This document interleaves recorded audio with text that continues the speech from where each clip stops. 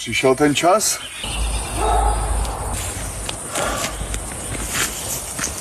Tak pojďte za mnou, holky moje.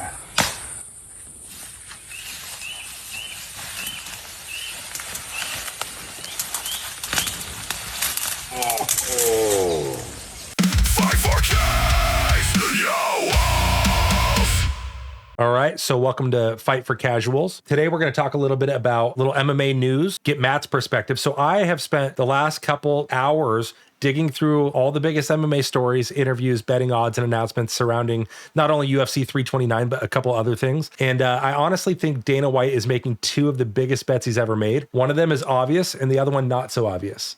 Number one, I do want to start with the fight that you were looking most forward to, Matt. UFC 329, and it takes a big hit because Ethan Ewing is out. Yep, he is withdrawn.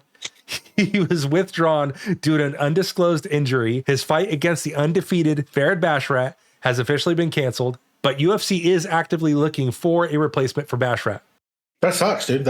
I think that kid could be, if not a top contender, I think he could be champion one day, and him being out is a huge setback. This would have been a big W in his column to add to his roster, taking out someone like that. Because I think, I mean, no bad talk on Basharat. Oh, phenomenal fight.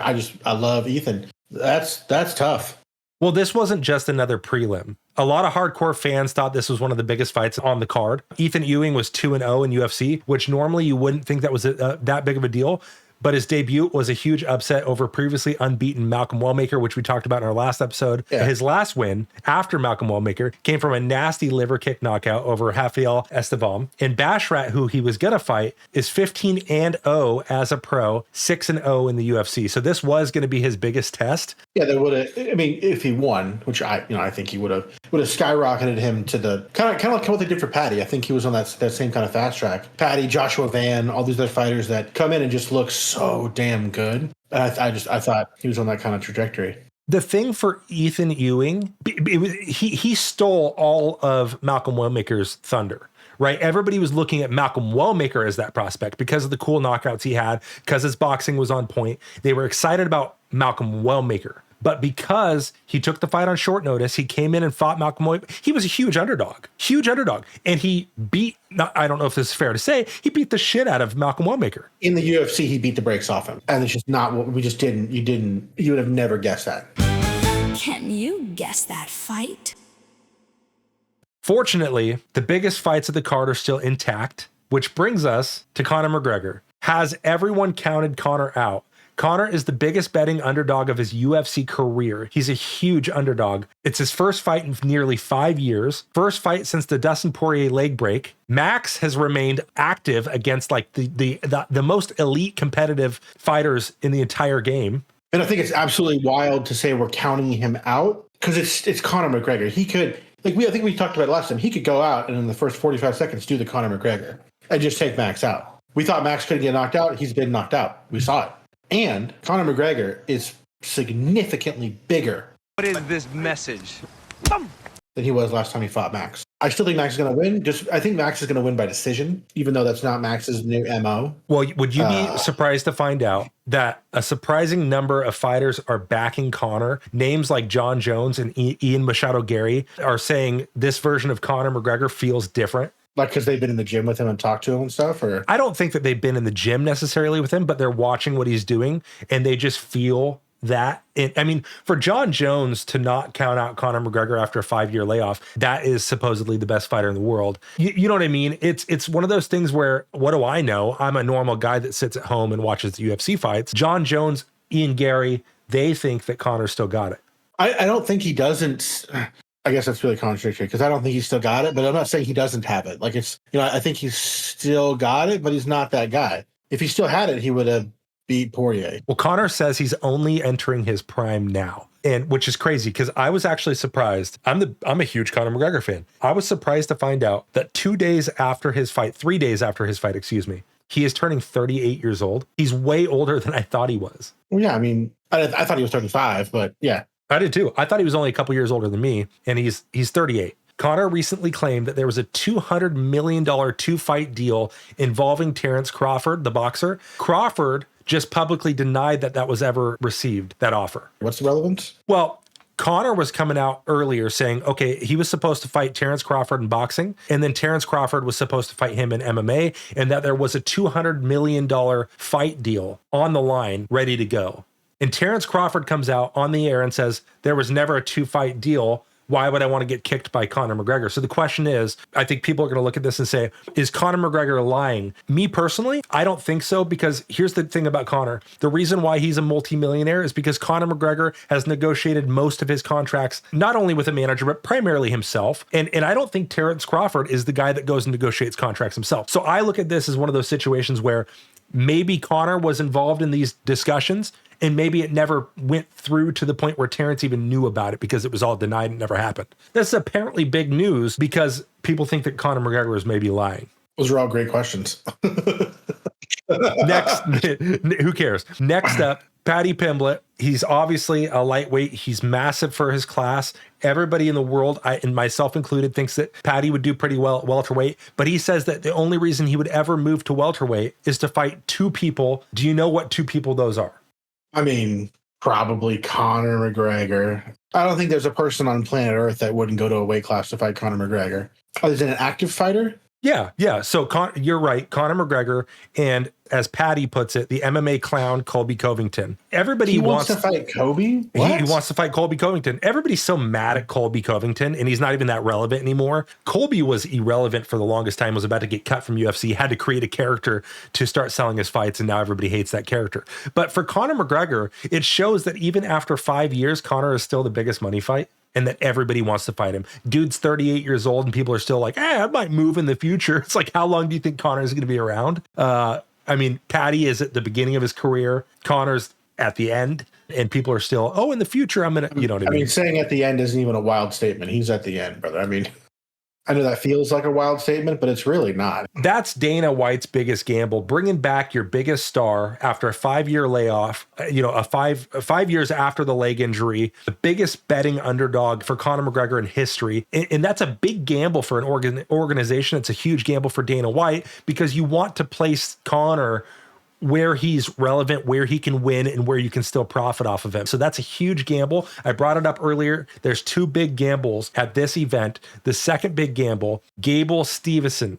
We didn't talk much about this in the last one. We actually skipped it for this purpose. We wanted to talk a little bit about it here. Gable is an Olympic gold medalist wrestler making his UFC debut. One of the best wrestlers to ever enter UFC. Does have a professional MMA record right now of 3-0. He fought in Anthony Pettis' organization. He fought in LFA. All 3 of those fights were actually by knockout. Considering he's an Olympic wrestler, it's interesting that he won by knockout. And I think they were all 3 in the first round. Interesting. Here's the reason why I think this is huge news for Gable Steveson to come into the UFC. Who was the last just phenomenal wrestler? Brock Lesnar, Bo Nickel. Go back to Randy Couture, Daniel Cormier. We're talking about champions. You know what I mean? Brock Lesnar, Randy Couture. They were heavyweight. I mean, they've had more than just that show up. It just comes down to like their first fight, which is crazy.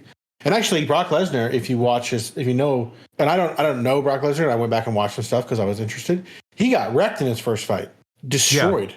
I don't know if that was UFC or it was UFC. It was UFC. It was Dana White, and he was horrified because he was like, I got this chance. I found, because Dana wouldn't listen to him. Dana wouldn't take his call. He buys tickets to a UFC event, and then after the event, he goes to Dana, like finds him. It's like, hey, I'm Brock Lesnar. I'm the wrestler. I want to fight.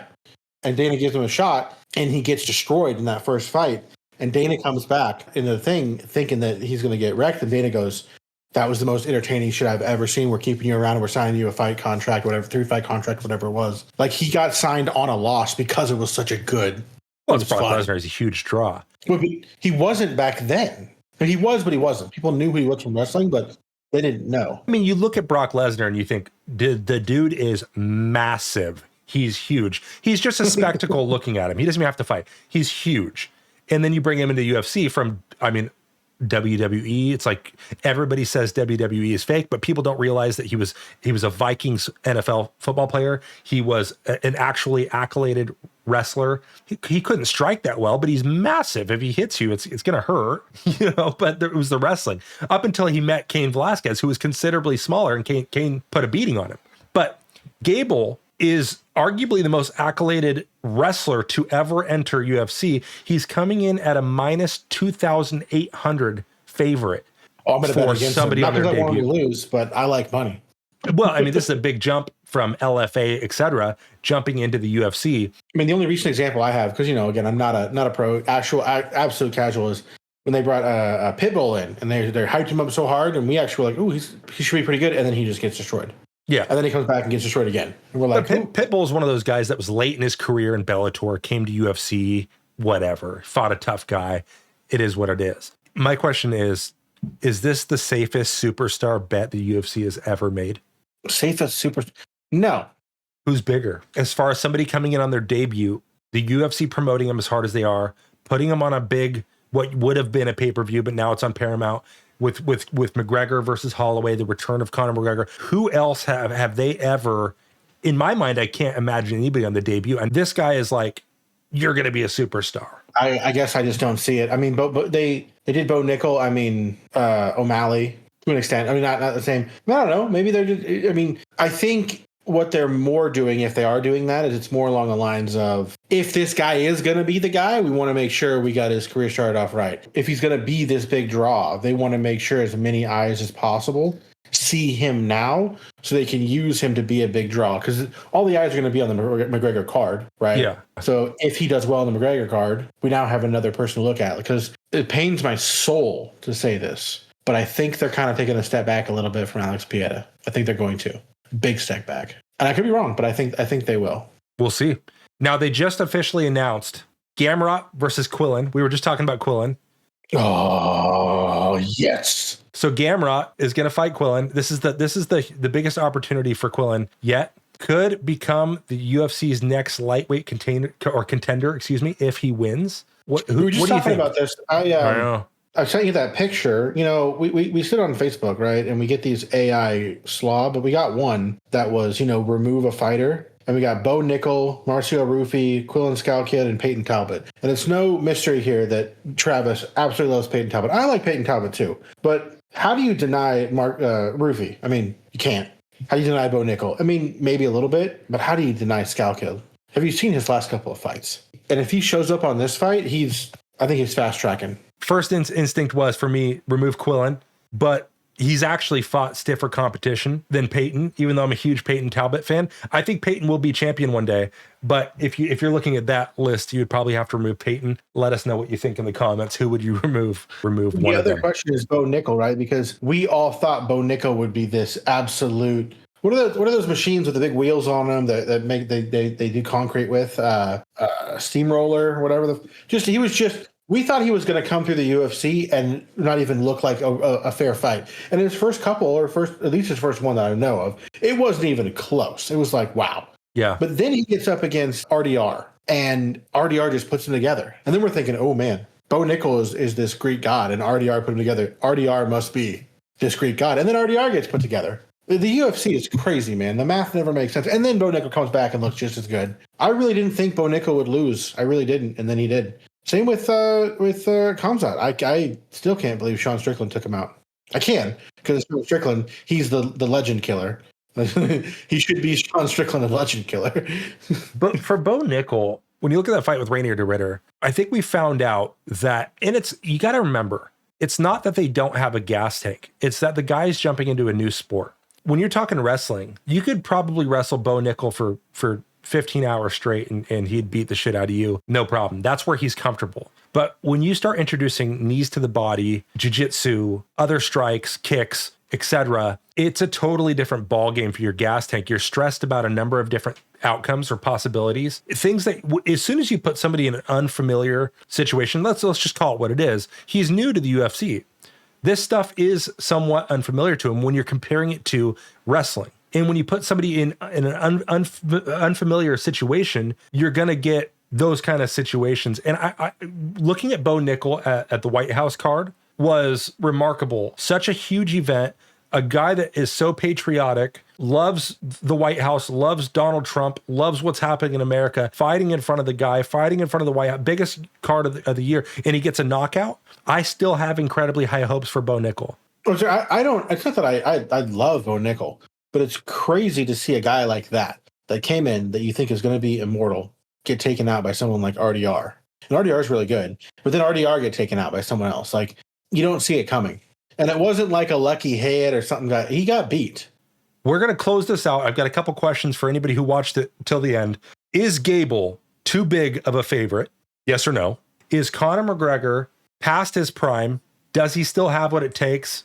Is Paddy Pimblett still going to be one of the biggest stars of the UFC? Will he be able to retake that road to the throne, that championship reign? Or is he going to fall off like what happens to a lot of these stars? Like, is he going to be like Tony Ferguson, where he just goes to the top and then hits the top and doesn't actually get there and then falls off? Thank you guys for watching. Make sure you like, make sure you subscribe, hit the notification bell to get any notifications for upcoming Fight for Casual videos. Thanks for tuning in. Bye.